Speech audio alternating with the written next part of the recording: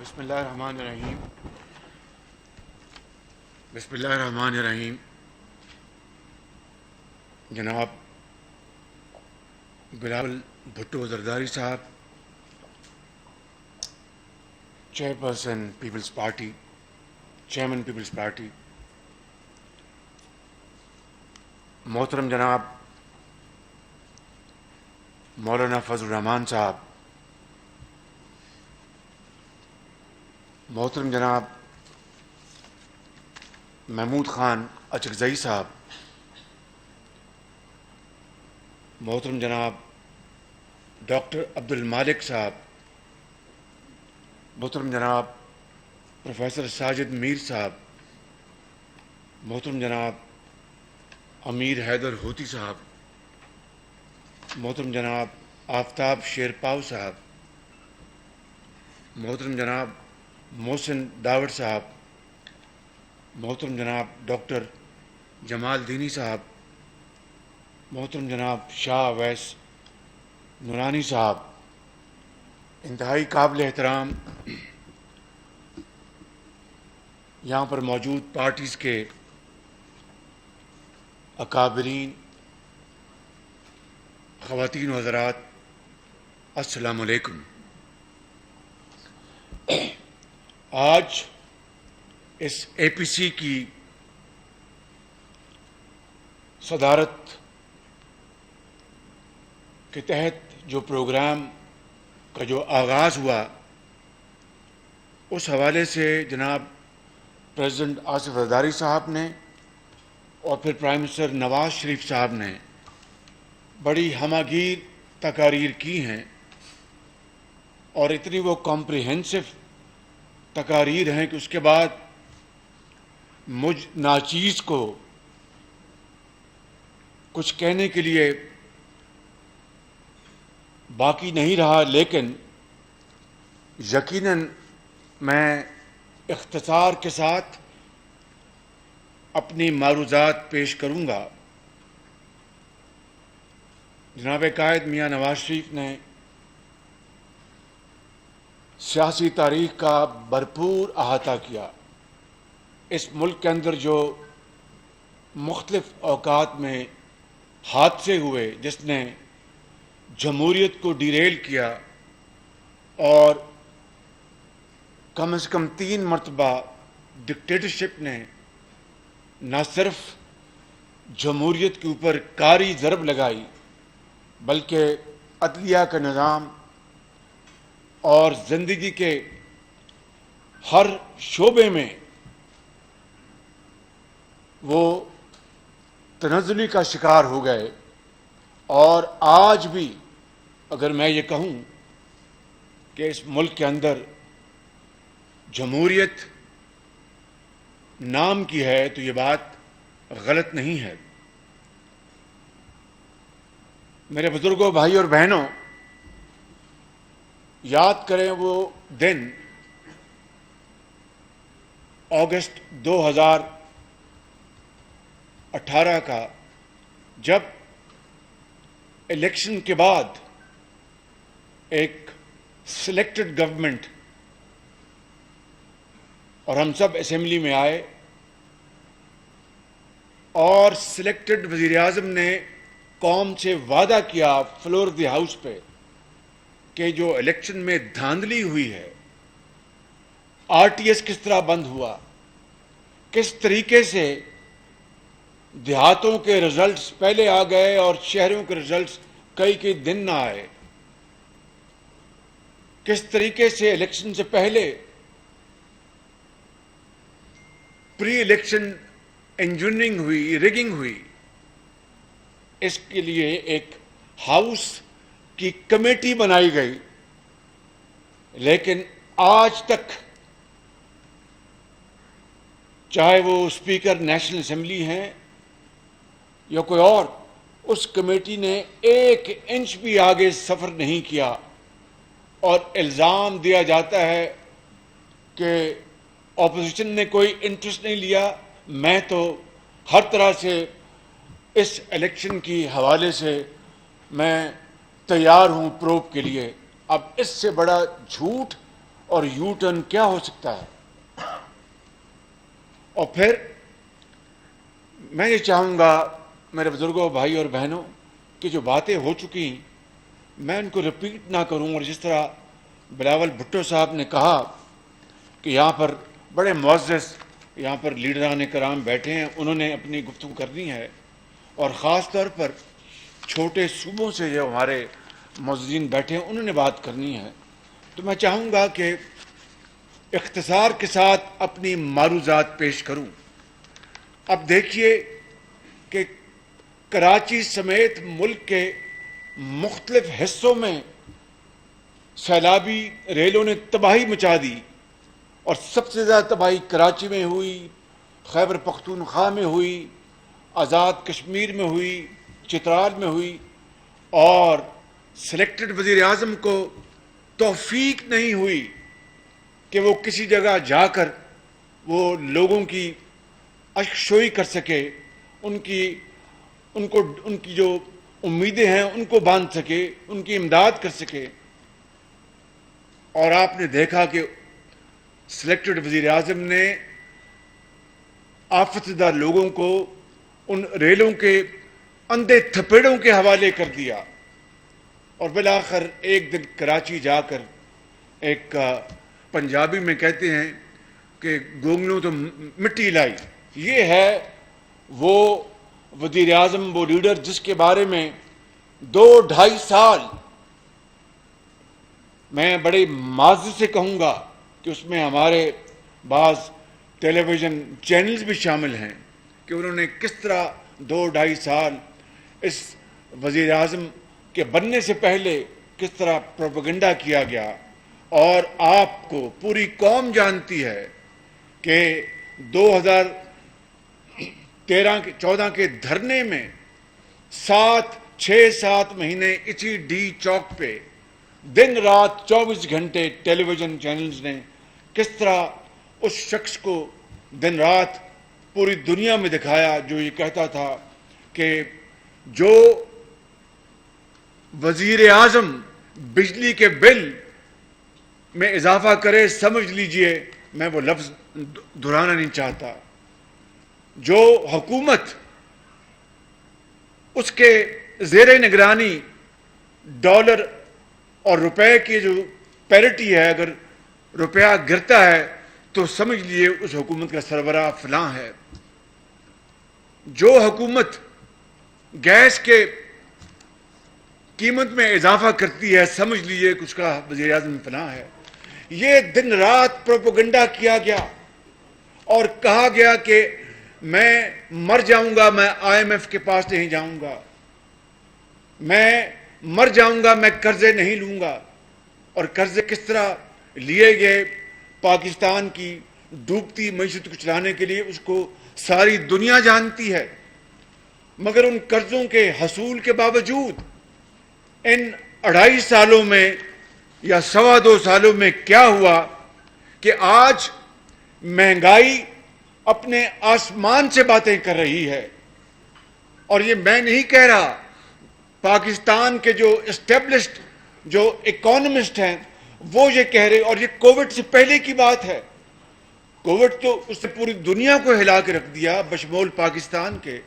ہم اس پیریڈ کی بات نہیں کر رہے، میں پری کووڈ پیریڈ کی بات کر رہا ہوں کہ اس وقت کووڈ کے آنے سے پہلے پاکستان کی معیشت کو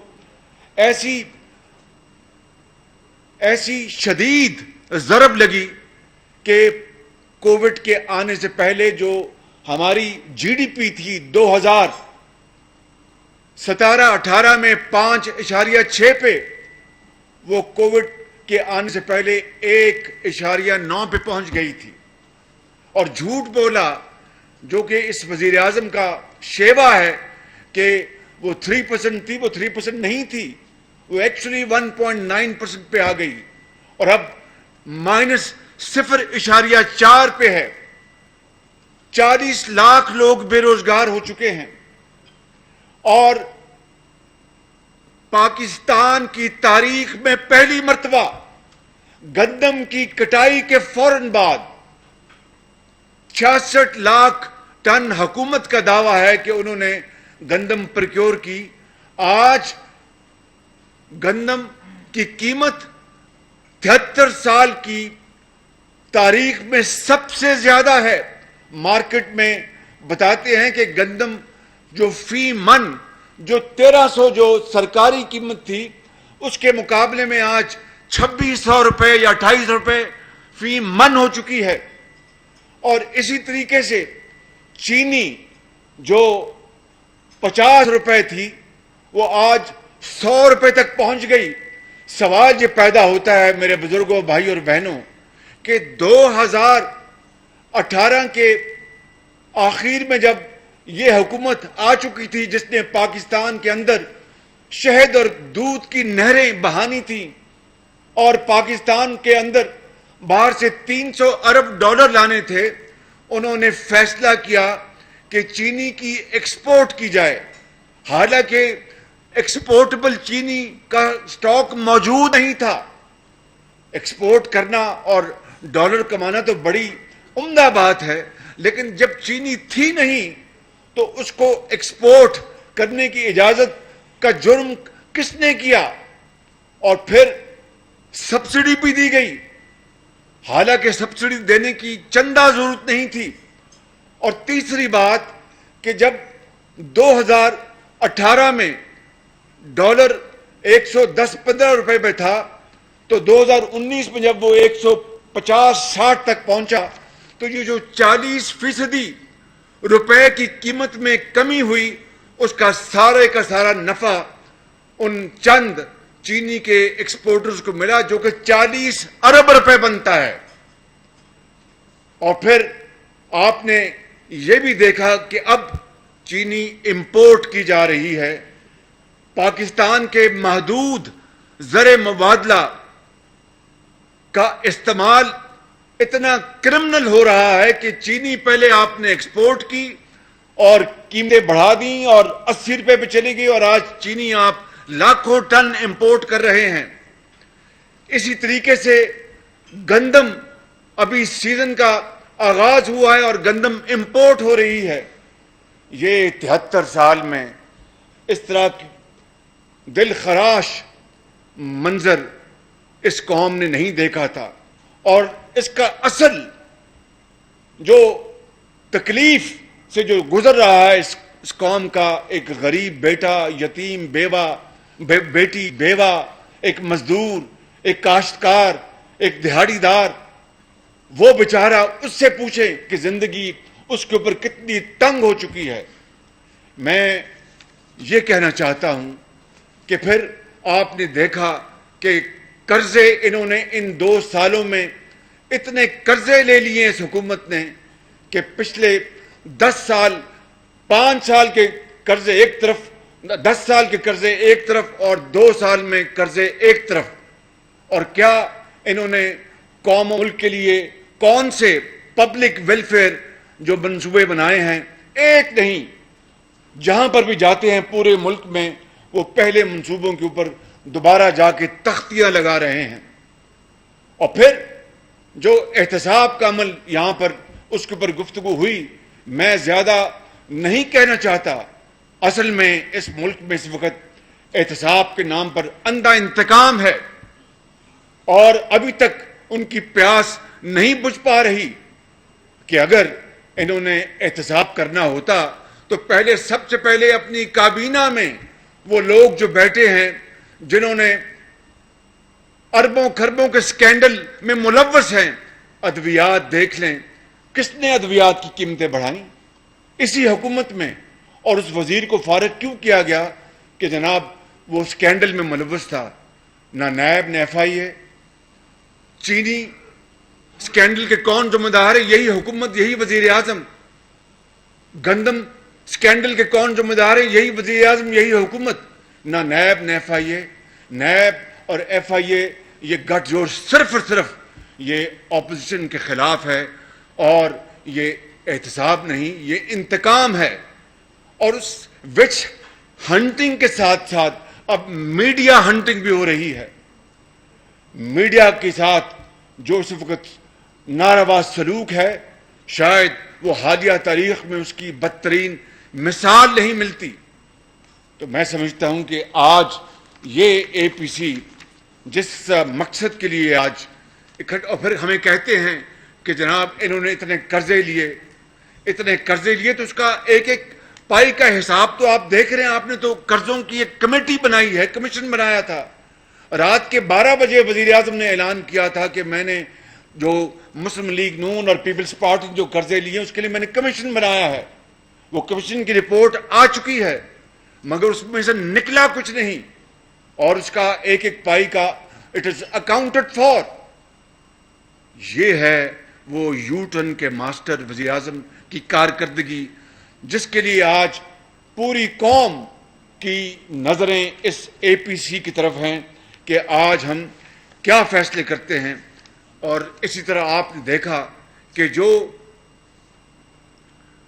اسکولوں میں جو بچیوں کے وظائف تھے، میں خاص طور پر جنوبی پنجاب کی بات کروں گا کہ وہاں پر بچیوں کو، قوم کی بیٹیوں کو اسکولوں میں ریٹین کرنے کے لیے ان کو وظیفے دیے جاتے تھے، وہ ختم کر دیے گئے.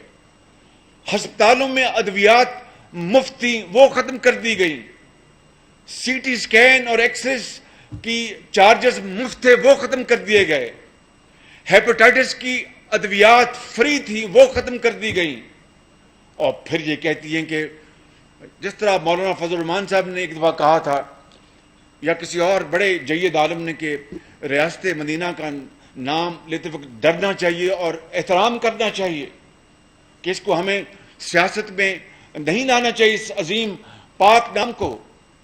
مگر کیا کہیے کہ دن رات ریاست مدینہ کا نام لینے والوں کو اتنی بھی خبر نہیں کہ مدینہ میں نکلتے تھے وہاں پر کہ کوئی گھر میں کوئی بھوکا تو نہیں ہے، کوئی بھوکا تو نہیں سویا ہوا، اور رات کو گندم کی بوری اپنے کاندھوں پہ ڈال کر ان کے گھر پہنچانا.